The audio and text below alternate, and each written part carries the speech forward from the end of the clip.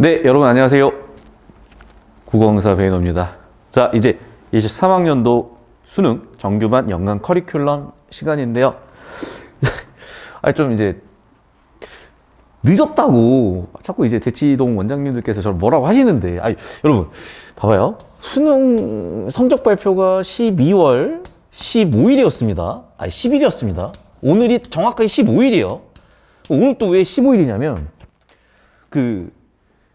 이제 좀 가슴 아픈 일인데, 평가원장님께서 이제 책임을 지고 사퇴를 하시겠다 이러면서 이제 출제 오류, 이런 일이 정말 초유의 사태거든요. 그럼 여러분 봐봐요. 이날 성적 데이터가 나오잖아. 그럼 데이터 분석을 해서, 물론 이미 제가 준비를 해놨겠죠. 이미 준비해놓은 커리큘럼이 이 데이터 분석의 결과 과연 부합하느냐, 내년 학생들을 확실하게 내가 도와줄 수 있는 확신이 서느냐. 그럼 한 5일쯤은 걸린 거 당연한 거 아닙니까, 이거? 진짜 저 5일 동안 날 샜어요, 진짜로. 물론 매일 날 새지 못했고, 2시간, 4시간 자기도 하고, 이거 15일 날 나오는 게 저는 쉽지 않은 일이었는데, 11월 15일에 나오시고 그러시더라고. 그래갖고, 정말 존경스럽다라는 생각도 하고 있습니다.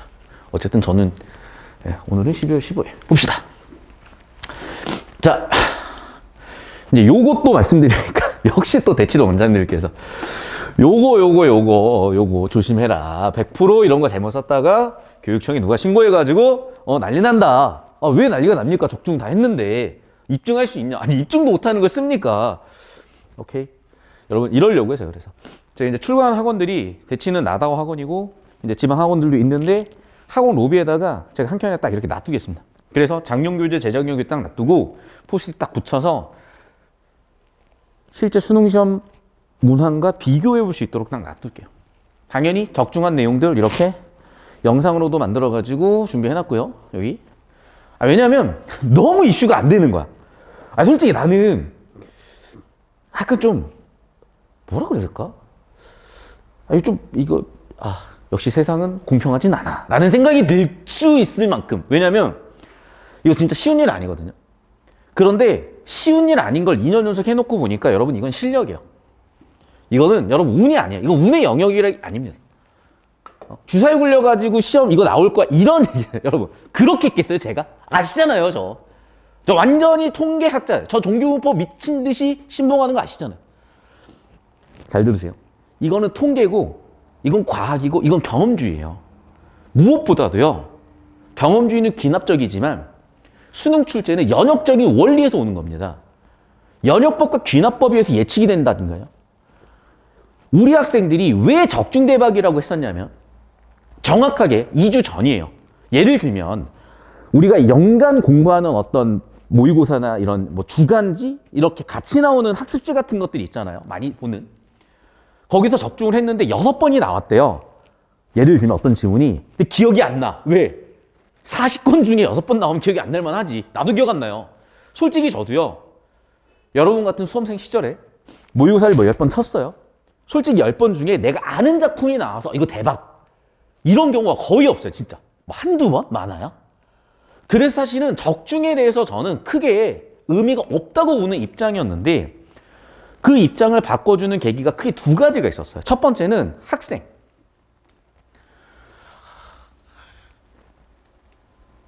이게 이제 20수능 BIS 비율에 대한 얘기였고, 21수능 2수능이었는데, 일단 21수능부터 제가 말씀드릴게요. 2일 수능 바로 전날입니다.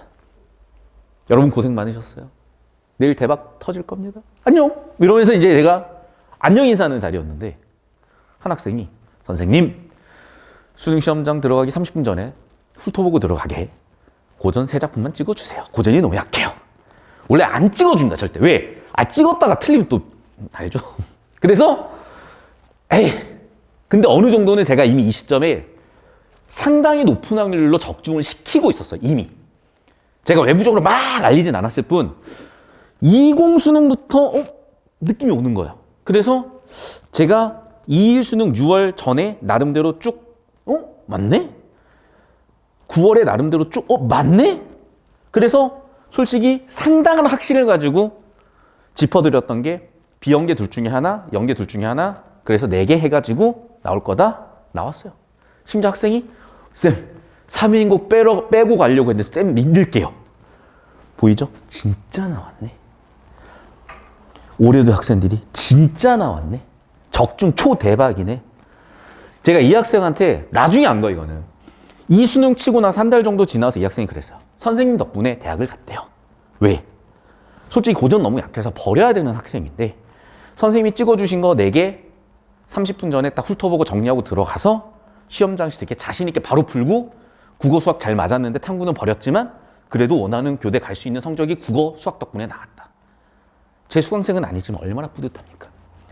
이 친구가 만약에 이 전날 댓글 안 달았다면, 제가 적중시켜주지 않았다면 이 학생은 1년 더 했을 거 아니에요. 그 시간과 비용, 제가 댓글 하나 달아줘가지고 아꼈다면 이만큼 뿌듯한 일이 또 어디 있겠어요. 그래서 올해는 제가 적극적으로 적중을 했어요. 적중을 막 정리를 해줬어요. 특히 그래서 원래 안 했어요, 잘 이런 걸. 근데 수능 딱 2주 전에 적중 특강이라는 걸 했습니다. 사실은 적중 특강이라기보다는 평가원이 어떤 원리 원칙으로 수능을 출제를 하는지, 그래서 EBS와 기출문제가 어떻게 출제가 되는지, 그래서 실제 그게 어떻게 올해 수능까지 연결이 되는지, 그걸 19, 20, 21 기존의 3개년 플러스 올해까지 예측을 정리해주는 수업이었고, 그 수업이 작년 학생들 후일담으로는 베스트 수업이었다. 최상급 표현을 써주셨어요. 어쨌든 그렇게 2주 전에 딱 설명을 하다 보니 40건 중에 나왔다. 어디서 나온지도 모르는 그런 적중이 아니라 제가 2주 전에 딱 1순위 3개년 중에 한 번 나올 확률 8작품 딱 찍어줬고 8지문 딱 찍어줬고 3지문 그대로 출제가 됐습니다. 즉 어디서 나왔는지도 모르는, 어디서 들었는지도 모르는 적중이 아니라 학생들이 실제 체감하는 적중이요. 시험장에서 진짜 나왔네 하는 적중이라고요. 근데 왜 제가 이거를 중요하다고 얘기를 하느냐? 그거 우연일 수도 있지 그러면 사실 전혀 중요하지 않고요. 솔직히 말씀드려서 이 정도의 반응이었어도 저는 이렇게까지 2, 3학년도 커리큘럼에 제가 초반부에 이 시간을 쓰지 않아요. 이건 제가 깜짝 놀랐던 게, 이건 이제 적중 내역이고요. 작년 올해. 제가 이 자료를 딱 보여드렸더니 제가 특목 고등학교 준비하는 중등 전문 학원에 선행을 깔아달라고 해가지고 설명을 한번 했는데, 야, 거기 어머니들은 상당히 똑똑하시더라고요. 특목고를 보내는 자녀 어머님이시잖아요. 당연히 공부 잘하셨겠죠. 많이 해보셨겠죠. 이거 딱 보자마자 쌤, 이거 주세요. 저 블로그에 다 올려놨는데, 쌤 블로그 뭐예요? 왠 줄 아십니까? 바로 보이는 거죠. 제가 이것도 공지를 많이 했어요. 진짜 자료 다 뿌렸어요. 몰라 근데. 제 블로그랑 제 유튜브의 3분의 1이 구독자가 선생님들이에요. 슬퍼. 몰라요, 잘. 이게 뭐냐면 여러분, 제가 색깔을 이렇게 다양하게 칠해놓은 게 뭐냐면 보라색끼리의 흐름이 있는 거예요. 노란색끼리의 흐름이 있는 거예요. 그러니까 보통 3작품 출제가 되잖아요, 수능은. 특히 최근에도 독서 이론, 예열지문 한 작품 빼버리면 3작품이잖아요. 3지문이잖아요. 그 3지문들이 각각이 과학기술만 담고 있는 경우도 있지만 과학기술이 법률이 엮여 있는 경우도 있고요. 그리고 우리가 기본적으로 수능 지문을 바라볼 때 되게 독립적으로 바라본단 말이에요. 그게 아니라는 겁니다. 그게 아니에요. 이거를 정말 수십 번, 아니요, 100번 이상 제가 분석을 해봤고 분석을 해봤더니 이런 흐름이 있는 거죠. 그리고 이거는 수업 시간에 제가 누차 가르쳐 드렸는데 문제는 뭐냐면 이거예요. 얘가 선행돼야 얘가 이해가 되고요. 얘와 얘가 선행돼야 얘가 이해가 되면서 여기까지 선행돼야 이해가 되고 선행돼야 이해되는, 무슨 얘기인지 아시겠죠? 흐름이 있는 그런 시험이었던 거예요. 왜? 수능 출제 원칙은 저쪽으로 할게요. 시험 범위 1번 교육과정 교과서, 2번 EBS, 3번 문제은행 출제 기출이에요. 그러면 3개의 흐름을 잡다 보면요, 엮일 수밖에 없죠. 그리고 기존 기출이 시험 범위이기 때문에 이 출제 경향과 흐름이 있을 수밖에 없는 거고, 그 시작은 바로 BIS 비율이었던 거예요.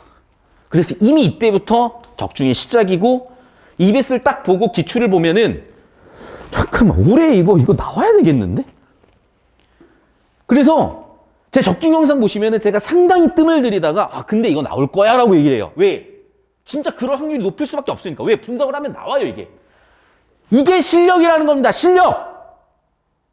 여러분 이 정도 자료 분석과 이 정도 기출 흐름 분석이 안 돼 있으면 상당히 피해를 볼 수밖에 없는, 아니요, 만점이 거의 불가능해지는 시험이 돼버리는 거예요. 만점이 불가능해지는 거. 아, 난 1등급 맞으면 상관없는데. 여러분 왜 유독 국어만 기복이 심한 과목입니까? 왜 유독 국어만 시간이 부족한 과목입니까? 왜 유독 국어만 여러분이 때때로 잘 될 때도 있고 안 될 때도 있는 과목이냐고요. 근본적으로 방법이 잘못됐다는 생각은 안 해보셨나요? 아, 세상 사람들이 다 잘못됐다는 생각도 안 해보셨나요? 좋아요. 500년 전으로 가보겠습니다. 모든 인류는요, 지구가 평평하다고 믿었어요. 모든 인류는요, 지구가 우주의 중심, 천동설이라고 믿었습니다. 맞나요, 그게? 이미 이거는 여러분, 만점자 숫자로 다 드러났잖아요. 수학 만점자는 매년 2,500명 수준이에요. 올해도 정말 귀신같이 2,703명을 딱 만들었어요. 그런데 1구 수능 만점자 몇 명? 148명. 맞죠? 20 6월 만점자 몇 명? 65명. 2일 수능 만점자 몇 명? 151명. 올해 수능 만점자 몇 명? 28명. 수학은 항상 이 숫자인데 수학 만점자 100명 중에 국어 만점자 1명 있을까 말까라니까요. 수학 만점 받기 쉽습니까, 여러분? 근데 국어는 그 100명 모아놔도 1명 있을까 말까라고요. 그러면 여러분 뭔가 근본적으로 잘못됐다는 생각을 해야 되는 거고, 다시 한번 말씀드리지만 수능 출제 예측은요, 돼야 돼요. 이게 강사의 실력이에요. 이게 기출 분석이 되고 EBS 분석이 되면 이게 되어야 된다고요. 이거는 직감도 아니고요, 감각도 아니고요, 운도 아니고요, 우연도 아니고요, 주사위 굴리는 거 더더욱 아닙니다. 이건 기출 분석과 EBS 분석을 통해서 올해 시험 범위를 분석해봤더니 출제 경향성상 이렇게 출제될 수밖에 없겠구나, 이 확률이 되게 높겠구나, 이런 통계적 추정이고 이러한 예측이 가능한 시험인 거예요. 그게 왜 돼야 되는 거냐? 솔직히 제가 트리핀 딜레마 이거 EBS 나왔을 때 처음 딱 봤을 때는 저는 이 지문을 안 가르치려고 했어요. 왜? 말이 안 될 정도로 정보량이 압축되어 있고 어려워요. 이걸 애들한테 왜 냈을까? 그런데 보다 보니, 왜? 질문이 너무 들어와. 그래서 수업을 안 해줄 수는 없고 분석을 하다 보니 잠깐만 05부터 13까지의 기출문제와 14부터 16까지의 기출문제 흐름에서 17부터 22까지의 경제 지문이 있는데 어머나? 이게 단어가 있네? 어머나? 트리핀 딜레마 지문에 이게 단어가 있네. 야, 이거 나오면 대박이겠다. 애들 다 죽겠다. 만약에 나온다면 이거는 이게 결정적인 킬러 지문이 될 수밖에 없겠고, 하지만 수능 출제 원리 원칙상 나올 가능성이 상당히 높은 지문이다. 그래서 원래 제가 이거를 수업을 안 하려고 했으나 마지막에 했죠. 이거 하나 설명하는데 사실은 10개 이상의 개념이 들어갑니다. 환율의 변동, 자본의 이동, 수익률에 따른 자본의 이동, 통화정책에 따른 경제 원리, 경상수지, 이런 게 다 엮여 있어요. 잠깐만, 근데 왜 이걸 학생들한테 출제를 하는 거지? 이유가 너무 간단했죠. 제가 몇 차례 말씀드렸었는데, 제가 이제 강남역에 오피스텔 겸 숙소로 쓰려고, 그러니까 사무실 겸 숙소로 쓰려고, 그 시가에 5억짜리, 그런데 이자가 더 비쌌던, 이자가 더 쌌던, 여기 들어갔어요, 월세로. 이자가 더 싸니까 사실은 대출받아서 들어가라고 주변에서 했지만 나는 무슨 집값이 오르겠어. 네. 불과 3년 만에 14억 됐습니다. 집주인분께서 이제 좀 나가주셔야 되겠는데, 알겠습니다. 찾아보니까 없어요. 다 올랐어. 여러분, 이제는 더 이상 여러분의 노동 생산성이 자본 생산성을 따라잡을 수가 없는 시대예요. 그러면 어떤 경우 경기 지표가 변하고 어떻게 경기 흐름이 흘러가는지를 보는 것은 이 고도화된 자본주의 사회에서 생존 능력인 겁니다. 기원전 1000년, 2000년 전에는 여러분이 수렵 채집, 농령의 지식이 생존 지식이었고 300년 전 이 땅에서 태어났으면 유교 경전 공부에서 수능, 그 시절엔 과거 시험 쳤어야 되겠죠. 지금은 경제 원래 알아야 되는 겁니다. 야, 국어가 왜 그걸 가르치냐? 그건 진짜 국어 1도 모르시는 분들 한 얘기예요. 잘 들으세요. 원래 국어과는요, 국어 국문적인 관점에서 바라보는 학문이기도 했지만 도구가 되는 교과라는 관점이 점점점 커지다가 느껴지시잖아요. 국어 국문은 끼케야. 문법 문제 플러스 문학 문제에서 끝이에요. 그러면 여기가 차지하는 비중은 30% 정도밖에 안 됩니다. 나머지 70%가 이 역할이잖아요. 즉 국어과라는 건 이제 4차 산업혁명 시대에 필요로 하는 정보처리 능력, 수학에서 가르칠 겁니까? 영어요? 탐구요? 국어밖에 없는 거예요. 그래서 국어과의 역할이 이렇게 변해간 거고요. 시험의 성격이 바뀌었다니까요. 이건 제 얘기가 아니에요. 그냥 평가원의 공문서로 오피셜하게 나온 건데 그걸 보셨는지를 내가 모르겠어요. 되게 열심히 하시는 선생님들은 보시는 것 같습니다.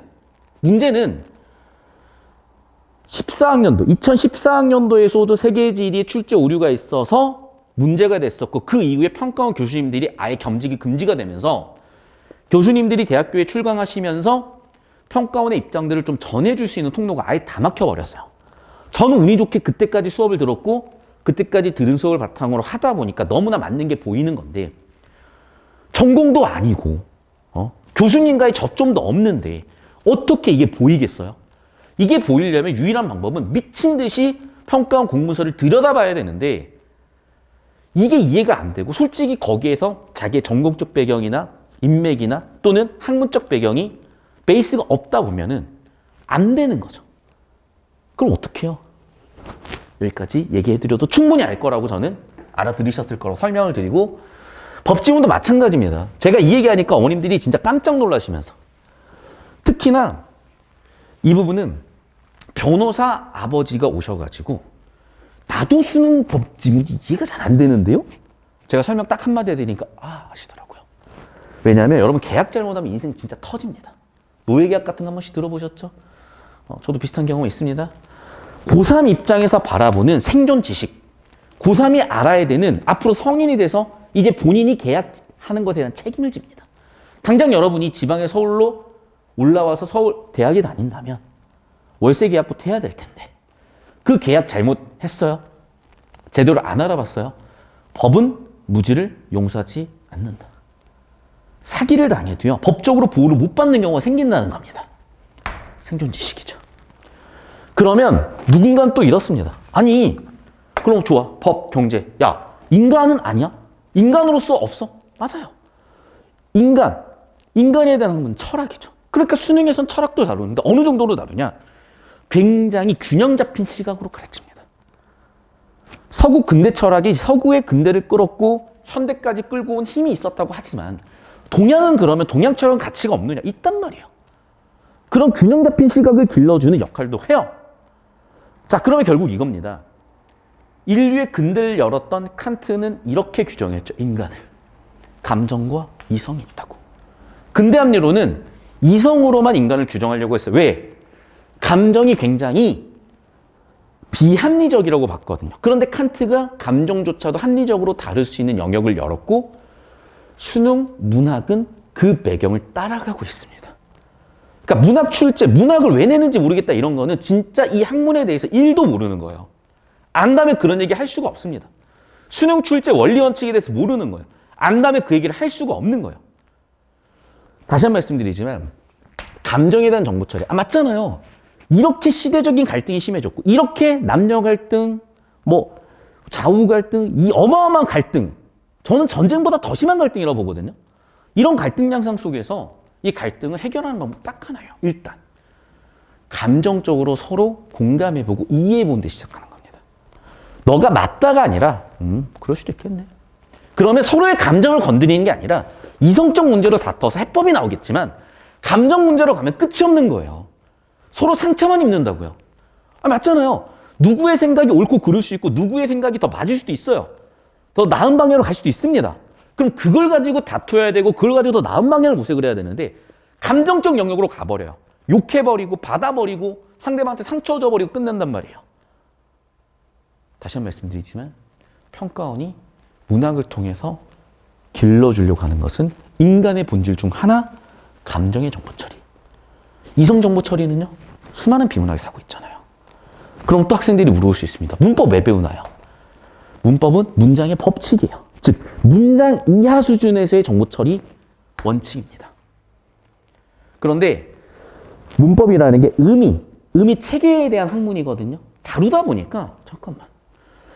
옛날의 관점은 이거예요. 신텍스예요.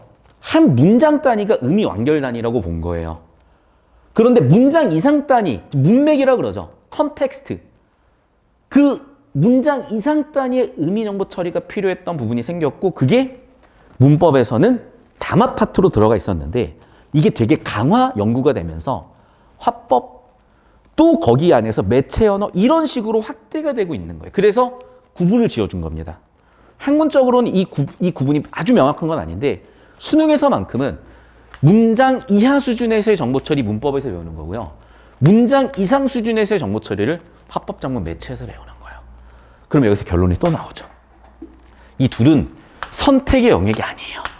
수학 같은 경우에는 기하, 미적, 확통이 선택인데 얘는 뭐냐면 기초나 공통 과목이 대어 후 나서의 선택, 심화 선택이 있지만 국어는 이게 심화 선택이 아니라 필수 기초예요. 필수 기초.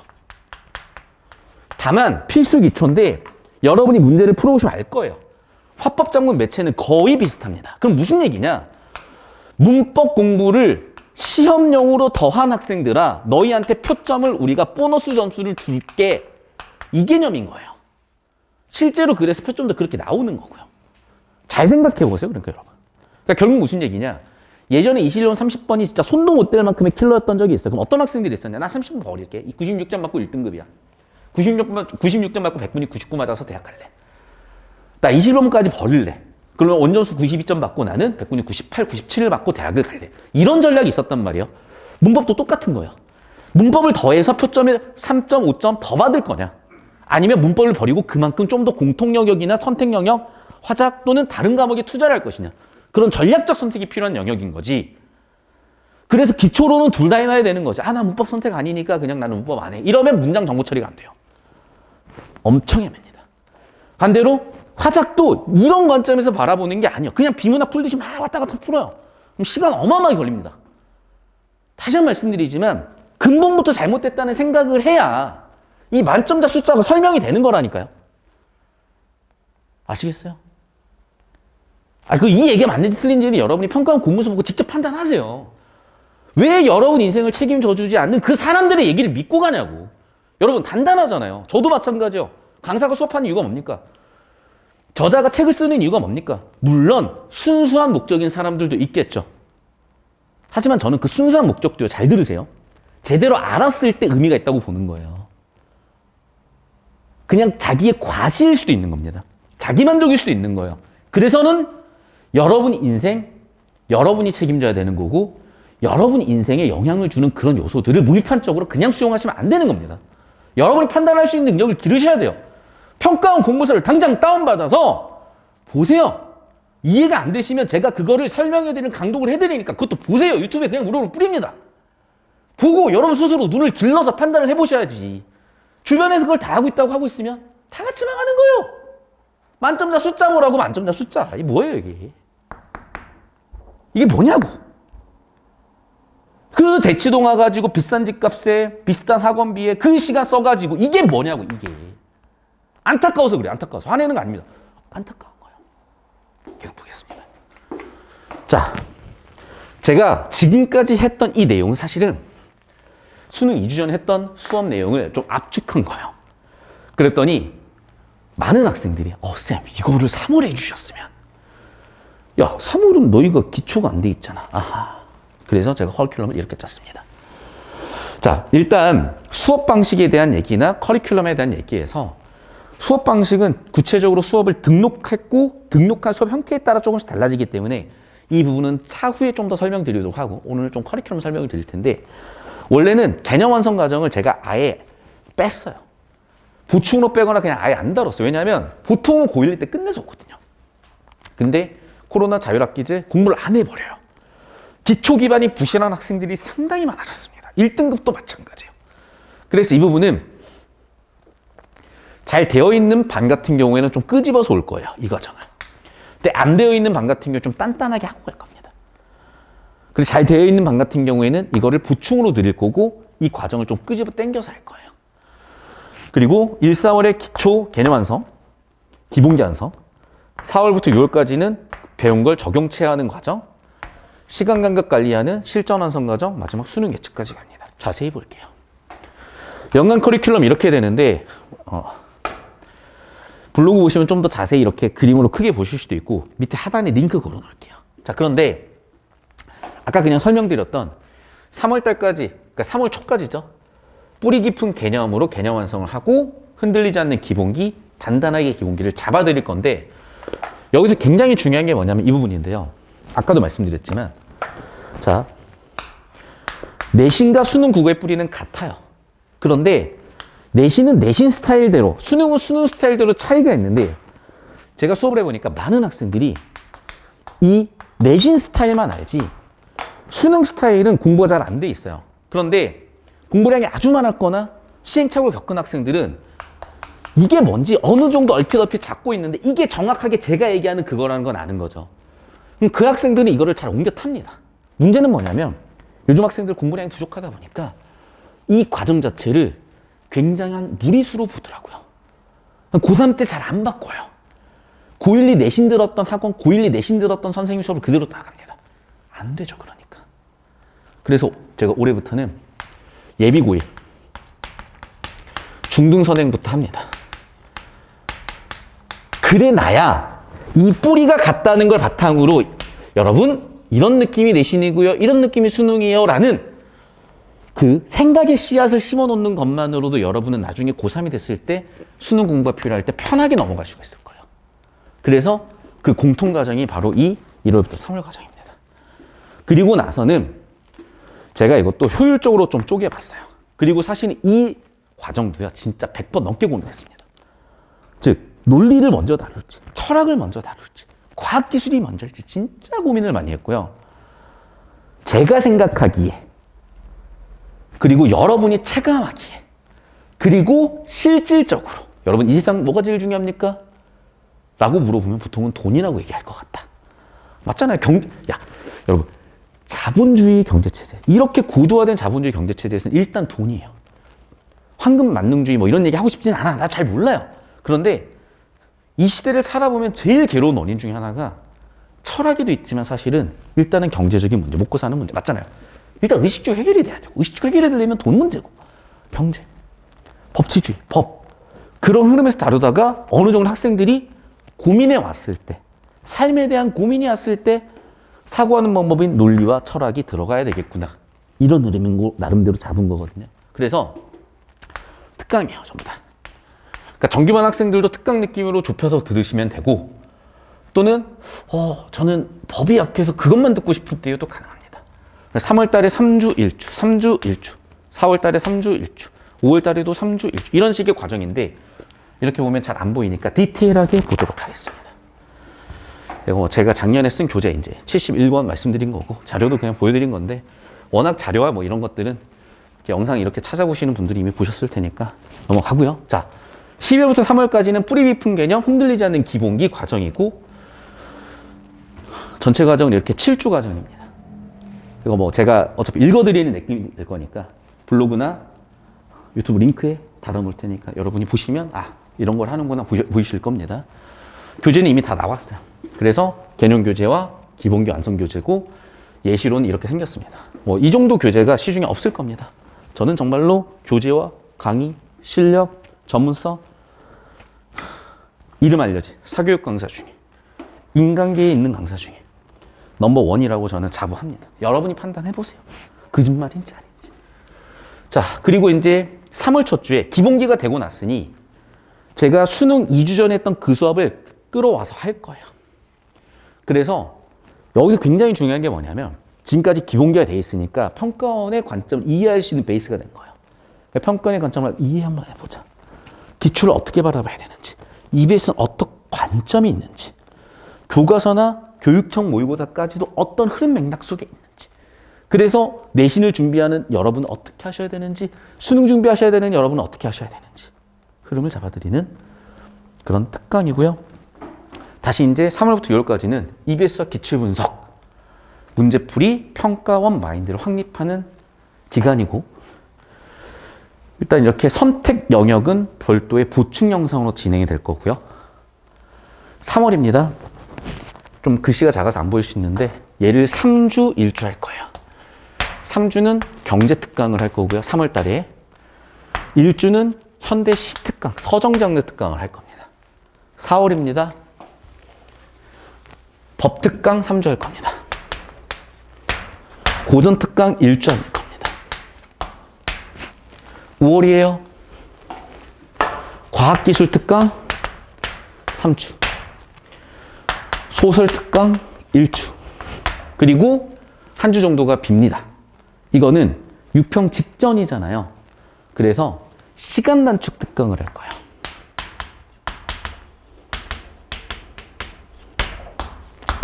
자, 시간 단축이 왜 중요한지 설명을 드리면 아직도 많은 학생들이 수능의 지문은 모든 정보를, 모든 단어를 하나하나 꼼꼼하게 다 읽고 다 이해해서 선지 하나하나 대응시켜가면서 왔다 갔다 이건데, 이게 여러분 10년 전에는 된다니까요. 정보량도 작고 정보의 압축도 또 덜했고, 그러다 보니까 저게 자꾸 맞다고 착각질을 하시는데, 여러분 요즘 수능 문제 풀어보셨습니까? 시간이 됩니까? 그게 80분 안에? 절대 안 돼요. 왜? 요즘 수능은요, 정보량이 이렇습니다. 밀도까지 생각하면 진짜 이게 과장이 아니야. 최소 2배 이상 일단. 보통 이때 300단어 내지 한 400단어? 일단 600단어 이상 요즘. 최소 정보량이 2배 이상인데, 문제는 뭐냐? 아까 얘기했었죠. 기존에 출제된 걸 머릿속에 담고 있다고 본다니까요. 문제는 출제니까 기출문제 시험 범위라고. EBS 연계 출제니까 EBS 머릿속에 담겨 있다고 보는 거예요. 그럼 이 알고 있다고 보고 전제하고 내버리니까 압축이 어마어마하게 들어가는 거죠. 그러니까 경상수지라는 개념이 설명 없이 바로 들어가는 거예요. 환율의 상승과 하락의 원리를 설명 없이 바로 들어가는 거예요. 설명을 한다고 해도 이미 알고 있다고 전제하고 언급하는 정도로만 가요. 그럼 정보 압축이나 정보량이 이만큼 터져버리는데 이걸 언제 다 읽어요? 시간은 똑같은데. 그럼 무슨 얘기냐? 정보가치 높은 내용에 집중을 하라는 얘기예요. 무슨 얘기냐면, 우리가 네이버 같은 데다가 예를 들면 소유점유 지문에 대해서 모르겠어서 소유라고 치면 시스타 소유가 제일 먼저 나와요. 진짜 모르겠어요. 요즘 또 어떤지. 근데 시스타 소유가 제일 먼저 나와요. 아니, 소유점유 지문 근데 시스타 소유, 아 몇 년생이구나, 아 예쁘네, 이러고 보고 있을 거예요, 여러분. 아 빨리 법률적 소유점유는 어디 나와 있죠? 막 탭 보고 밑에 스크롤 해보고, 누가 소유, 시스타 소유 이러고 있습니까? 필요한 정보들을 빠르게 캐치해가지고 결국에는 이거 하라는 거구나, 이러면 정답이 나와요. 이거 해야 되는 거예요, 여러분. 그러니까 이거 하는데 필요한 게 구조독해요, 예를 들면. 그런데 구조독해만 하면 보이겠습니까? 내용도 이해하지. 그러니까 둘 다 해야 되는 거야, 당연히. 뭐 구조독해가 맞네. 제발 좀. 제발. 우리 대치동에서 그러지 맙시다. 우리 대치동에서 그러지 말자고, 진짜. 우리 수준을 좀 높입시다. 예? 뭐 제 블로그와 유튜브 보시는 선생님들 많이 있으신 거 알고 있어요? 예, 이제는 저도 이제 나이가 이제 좀 아주 많진 않지만 그래도 아시죠? 뭐 뭐라고 하는 게 아니에요. 뭐라고 하는 게 아니라 좀 더 이제 겸허하게 또 말씀드리도록 하겠습니다. 자, 어쨌든 그래야 시간 낮추게 된다니까요. 이러고 있으면 여러분 한 2집 날려, 진짜. 근데 웃긴 게 뭔지 알아요? 2집 날려도 1등급 나와. 진짜 개웃겨요, 진짜. 봐봐, 야, 한 집은 날렸어요. 뭐, 한 4문제 날렸어. 8점이야. 92점. 100분이 99. 땡큐. 이러고 있다니까, 진짜로. 심각하죠. 넘어가요. 자, 이제 6월이 되면요. 철학 특강과 기타 장르 해가지고 3주 1주 또는 2주 1주 정도 될 것 같아요. 6평 해설 특강도 있어야 돼서. 자, 그리고 나서 이제 실전 완성 과정인데, 이때부터 모의고사 풀이도 들어가는데, 특히 시간 감각을 잡는 데 초점을 둘 거고요. 무엇보다도 여러분의 오답 정리하는 데 초점을 둘 겁니다. 그래서 과정은 이렇게 되는데 논리라는 게 뭐냐면 이치에 맞게 사고하는 거. 이제 여러분은 드디어 이치에 맞게 사고할 수 있는 힘이 생긴 거예요. 그런데 이 논리가 논리학에서의 논리도 있고요. 리걸 마인드, 법학에서의 논리도 있고요. 경험주의, 과학에서의 논리도 있으나 정확하게는 시험 범위인 수능 국어에서의 논리로 갈 거예요. 이게 왜 중요하냐? 말할 수 없는 것에 대해서는 말할 수 없어야 돼요. 저는 그래서 이번 생투 출제 오류 사태에 대해서 말해보면 말할 수가 없어요. 말할 수 없는 거니까. 하지만 2014학년도 세계지리 사태를 봤을 때 잘 들으세요. 평가원의 원리 원칙이 통념에 어긋날 수도 있어요. 근데 그게 되게 크게 느껴지시면 사실 저는 되게 이게 과장된 것 같거든요. 솔직히 나는 이번에 언론 행태가 문제가 있다고 보는 게 뭐냐면 세계적 석학도 문제가 있다. 아니 씨발 죄송해요. 욕해서 죄송한데 세계적 석학이 얘기한 적이 없어. 세계적 석학의 연구실에 있는 박사과정 학생이 한 얘기예요. 세계적 석학한테 우리 학생이 물어봤어요. 아 이렇게 출제되는 게 맞습니까? 박사 너 해봐. 박사과정 학생이 아 이거는 졸라게 말이 안 되게 하드하다. absurdly hard 뭐 이런 표현을 썼어요. 이거는 터무니없다. 답이 일단 없다. 이런 얘기를 해요. 아니 그 세계적 석학의 박사과정이 세계적 석학이 괜히 이제 무슨 죄송해요 여기까지 얘기할게요. 또 이제 제가 또 잘못 건드리면 또 이제 근데 누가 보지도 않겠지만 뭐 조회수 한번 100 정도 나오겠습니까? 누가 보지도 않겠지만 어쨌든 다시 한번 말씀드리고 싶은 건 뭐냐? 그 세계지리 사태도 구제받는데 몇 년이 걸립니다. 결과적으로 모두 정답이에요. 그것 때문에 등급 바뀐 학생이 몇천 명 돼요. 그것 때문에 추가 합격으로 대학교 1년 다니고 있는데 저 강남대성에서 공부하고 있는데 갑자기 합격했어요. 뭐예요, 10월? 10월인데 합격했대. 어딜? 왜? 갑자기? 잠깐만, 나 재수 10개월 했잖아. 수능 안 쳐야 되나? 뭐 이러는 거야, 이제. 열받잖아. 그럼 어떻게 해요? 야, 돈 내놔 해가지고 이제 소송을 걸었더니 1,000만 원인가? 뭐 200만 원인가 해가지고 나왔어, 이제. 근데 이제 평가에서 또 이제 불복해가지고 또 상고했어. 막. 대법원 판결도 지금 없어요. 지금 난리나, 진짜. 여러분, 그거 구제받는데 3년이면 여러분 대학교 졸업해요. 다시 한 번 말씀드리지만 그냥 평가원 따라가는 게 제일 속편한 길입니다. 평가원 따라가세요. 왜? 수능 조물주 평가원이니까. 물론 때때로 신이 실수를 할 수 있지. 신이 실수를 많이 하셨잖아요, 지금. 신이 실수를 많이 하셨어요. 실수할 수 있지. 그거 신 탓하면 뭐 할 거요? 그냥 뭐 승인대로 살아야지. 어떻게 할 거요? 그런 거라니까. 신을 탓할 필요가 없어. 얘기하시면 오케이. 수능 때까지만 평가원의 신 끝이에요, 여러분. 그 이후엔 새로운 세상이야. 아니 뭘 지금 30살 먹고 25살 먹고 해가지고 막 수능이 어쩌고 저쩌고. 아니 그냥 관심 꺼요, 진짜. 내 일이 아니잖아. 말할 수 없는 거잖아요. 뭐라고 하는 게 아니야. 제발 말씀드리지만 자기 인생에 충실해라. 그런 얘기 듣는 거. 저한테 하는 얘기입니다. 그냥 저한테 하는 얘기. 베이노야 악플 달지 마라. 베이노야 저기 댓글 달지 마라. 베이노한테 하는 얘기니까 여러분 괜히 뭐라고 하실 필요 없고. 어쨌든 그래서 국어 논리를 잡아들이는 2주 과정. 그 다음에 이 비평이요. 이것도 좀 할 말이 많은데 그 문학 이론이 아니라 비평이에요, 정확하게. 그러니까 지금 평가원에 계신 교수님들이 비평교육 연구에서 들어간 교수님들을 보니까 비평이라는 어떤 새로운 문학 감상의 학문적 준거라고 할 수 있을 것 같아요. 그러니까 문학 감상의 타당성, 그리고 문학 교육의 타당성, 그걸 학문적으로 연구한 부분이기 때문에 되게 중요하게 출제한 영역이고, 그러니까 신형이다 보니까 학생들이 아직도 적응이 안 돼요. 이게 1주갑니다. 그 다음에 여기서는 실전 팁 드리는 특강. 그래서 이렇게 4주 완성 딱 들어가고요. 7월 달에. 자, 이제 8월입니다. 자, 이제 국어를 마무리하는 적중 특강을 한번 이때 구평 대비로 한번 할 거고, 이봉교육이라 그러는데 역시 중요한 거예요.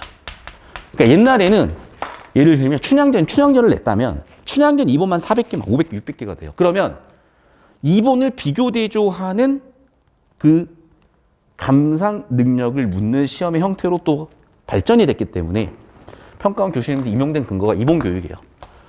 그래서 역시 2주, 1주, 마지막 구평 리허설 들어갈 겁니다. 심사훈련 들어갈 거예요. 이렇게 4주 완성입니다.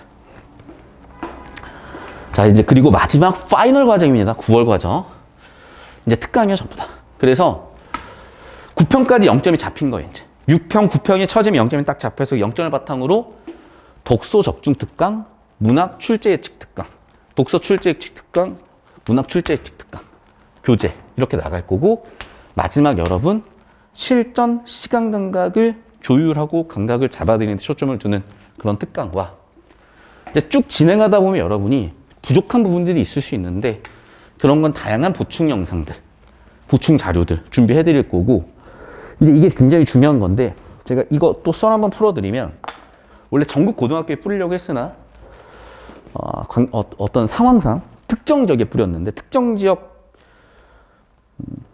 원장님께서 도와주셔가지고, 근데 원장님이 되게 흥미로우셨나 봐요. 야, 이런 자료를. 그러니까 이게 수학 공식집 같은 자료예요. 국어에. 그래서 이거를 수능 날 아침에 딱 뿌렸는데, 어머님들은 좀 학습력이 있는 어머님들은 아세요. 봤더니 바로 전화. 내려와. 올해 수능 시험장 올라간 학생이야. 아침에 내려와. 너 이거 꼭 보고 시험 쳐. 아우, 뿌듯하잖아요. 왜? 진짜 도움이 되거든. 솔직히 저는 이거 어디서 아이디어를 얻었냐면, 제가 옛날에 학원 강사를 좀 빨리 하고 싶었던 거예요. 학원 강사를 하려면 66학점이 필요합니다. 66학점을 빨리 따는 방법이 있어요. 독학사라는 게 있습니다. 독학사 시험을 딱 치러 갔는데 공부 솔직히 하나도 안 하고 왔거든? 근데 아침에 나눠주는 거야, 뭐 이런 거를. 개꿀 하면서 한 30분 봤더니 합격 다 했어. 그 아이디어에서 수능 아침에 마지막으로 한 장 정리. 그래서 이거는 제 자료의 1번 자료이자 200번 자료입니다. 처음이자 끝. 알파이자 오메가.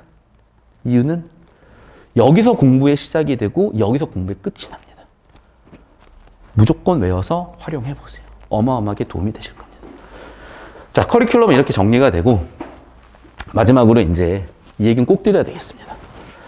제가 비대면 수업을 10년 넘게 준비했다는 게 그게 과장이 아닌 게, 제 이력 보시면 10년 전에 어떤 이력이 있냐면 KT 에듀 컨텐츠 사업부 2사.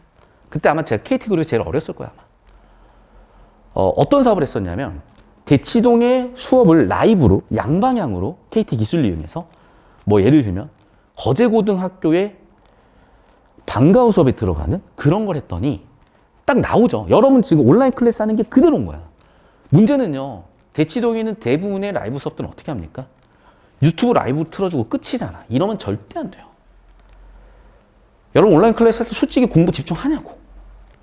이미 저는 그걸 10년 전부터 겪었고 느꼈기 때문에 그걸 해결하기 위한 수많은 관리 도구들을 준비했는데, 이게 코로나 초기만 해도 비대면이라는 온라인 클래스라는 개념이 새롭다 보니까 제가 하자는 대로 따라왔어요. 근데 코로나 2년 차에 쫙 접어드니까 이미 1년 차에서 습관이 잘못된 학생들이 있는 거예요. 죽어도 안 해요. 이제 3년 차잖아요. 막 오미크론 난리 났어요. 이제 어떻게 될지 몰라. 막 곧 뭐 8,000명, 10,000명 넘을 것 같다. 올 셧다운 될지 말지 금요일, 내일 모레죠. 내일 모레 결정입니다. 여러분, 어떻게 될지 모릅니다. 어떻게 될지 몰라요. 저는 완벽하게 대비를 할 거예요. 그래서 이런 관리적인 요소까지 다시 한 번 말씀드리지만, 비대면 수강을 한 학생들은 정확하게 숙지를 하고 계셔야 돼요. 예를 들면 이런 겁니다. 주 1의 본 수업은 필수예요. 이걸로 땡치면 절대 안 되는 이유가, 요즘 학생들은 공부를 할 줄 몰라서 과제를 내주잖아요. 안 해와요. 하루에 30분이고 하루에 3시간이 그냥 안 해와요. 그럼 어떻게?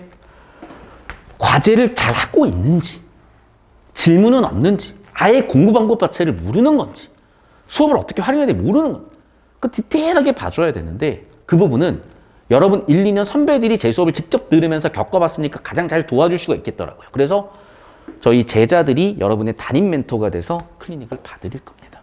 문제는 이거 시간 안 정하고 여러분 공부하는 거 안 들여다보면 절대 안 해요. 그래서 이거는 무조건 여러분 캠을 킬 거예요. 핸드폰을 킬 거예요. 그래서 여러분 공부하는 걸 볼 거예요. 그리고 제가 이거 예시 영상과 자료를 보여드릴 텐데, 저는 이걸 잘했다고 느낀 게 뭐냐면, 대치동 강의실이 보통 100명 딱 들어간다고 치잖아요. 모의사를 쳐요.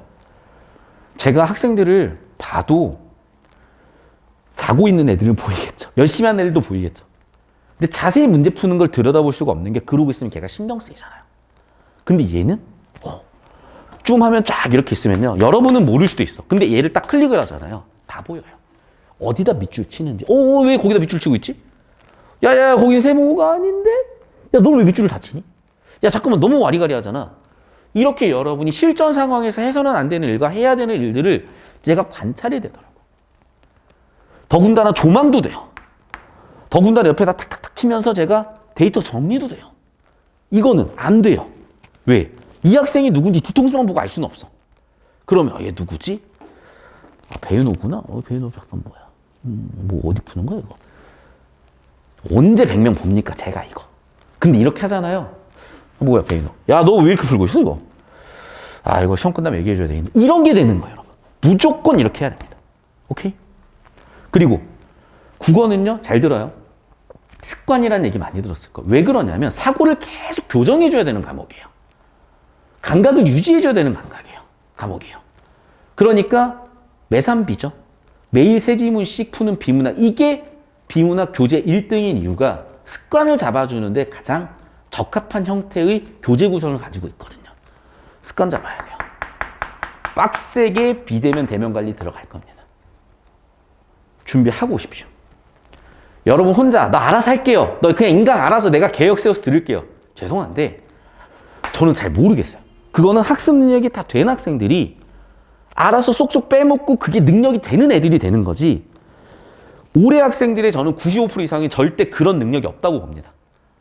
그게 되는 학생들은 하셔도 되거든요. 근데 저는 95% 확률로 안 된다고 봐요. 이건 3년 동안 겪은 데이터예요, 그냥.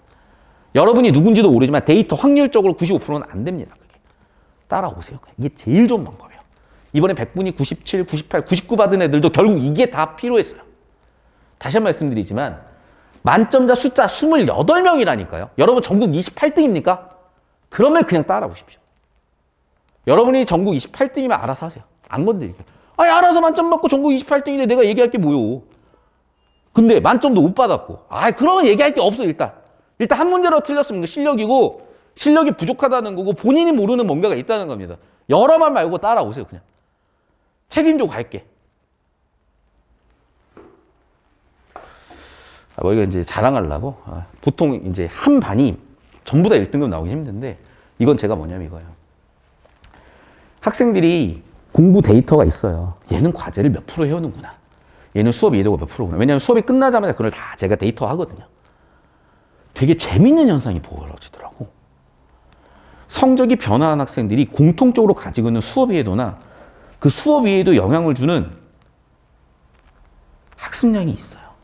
그래서 어느 정도의 학습량을 제가 유도한 이런 방법을 했을 때, 즉 A에 우리가 맨날 이런 거예요. 선생님 예를 들면 100일 동안 X일 동안 Y 하면 G 하나요?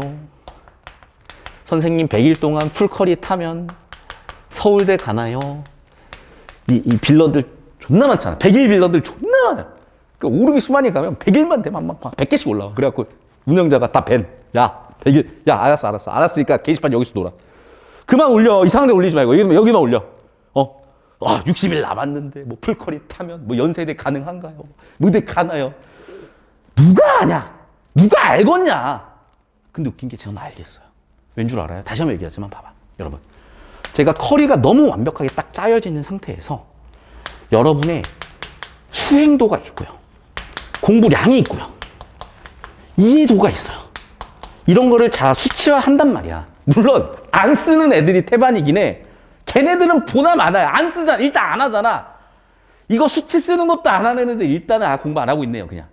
일단 이거 쓰는 애들이 열심히 하는 애들. 그러면 이게 어느 정도에 따라서 성적 변화 데이터가 나와요. 진짜로 어느 정도는. 그래서 저는 이 학생들이 원래는 제 수업 듣기 전에 다 2등급 안 되는 학생들이었어요. 1등급을 맞아본 적이 없는 학생들이에요. 그런데 9월 치기 전에 어머나? 얘네들 봐라. 반 분위기가 뭔가 다르네? 야 얘네 다 1등급 나올 애들 같아 보이는데?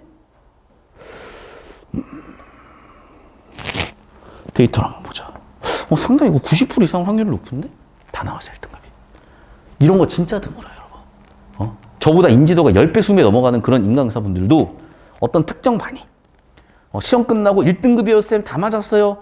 후기 받는 거 캡처 보면 알겠지만 막 10개, 20개 올라오는 경우가 거의 없어요. 보시면 알잖아요. 다 알잖아. 인사 다 하잖아. 인사하시잖아요. 이 느낌. 제발. 아니 뭐 이거는 이제 이런 거 오케이. 자, 이제 수업 시간표나 이런 거니까 뭐 오늘 딱 여기까지입니다. 자, 뭐 좀 길어졌는데 우리 커리큘럼과 국어라는 과목에 대한 느낌을 좀 잡아드리는데 의미가 있었던 시간이라고 생각을 하고 구체적으로 관리를 어떻게 하고 수행을 어떻게 하는지에 대해서는 또 별도의 영상이나 실제 수강을 하는 학생들을 대상으로 방향을 잡아드리는 가이드라인 영상이 좀 있을 예정입니다.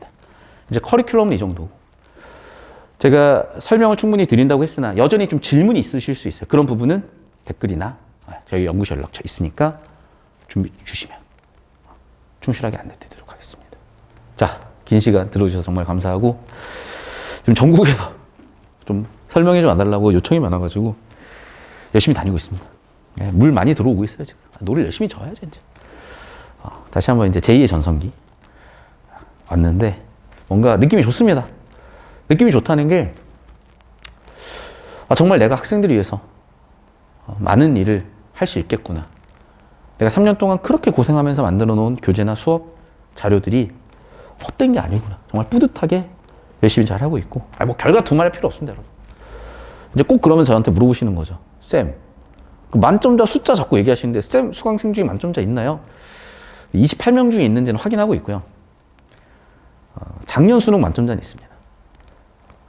있어요. 그 정도는 있겠지 뭐. 근데 여러분 28명이면 전국에 국어 강사가 28,000명이 넘어. 28,000명. 수능 강사만 2,800명 넘을걸요 아마. 있으면 좋겠는데 한번 찾아보도록 하고. 어쨌든 여러분 앞에 서는 게 정말 부끄럽지 않는 강사가 되기 위해서 오늘 하루도 정말 열심히 살았고 하지만 또 부끄러워요. 왜? 이걸 더 할 수 있지 않았을까? 왜 이걸 미처 차마 생각하지 못했을까? 항상 그렇게 더 노력하는 모습으로 학생들 하루하루 대하고 있고 그렇게 성장하는 제 모습 보는 게 또 뿌듯하기도 하고 그렇게 또 성장하는 학생들을 볼 때 참 행복하기도 합니다. 네, 행복하게 열심히 그 누구보다 열정적으로 수업하고 준비하고 교재 쓰고 자료 준비하겠습니다. 결과 꼭 만들겠습니다. 믿어주시고 끝까지 들어주시고 선택해 주셔서 정말 감사하고 그 믿음에 대한 보답 결과로 꼭 내도록 하겠습니다. 감사합니다.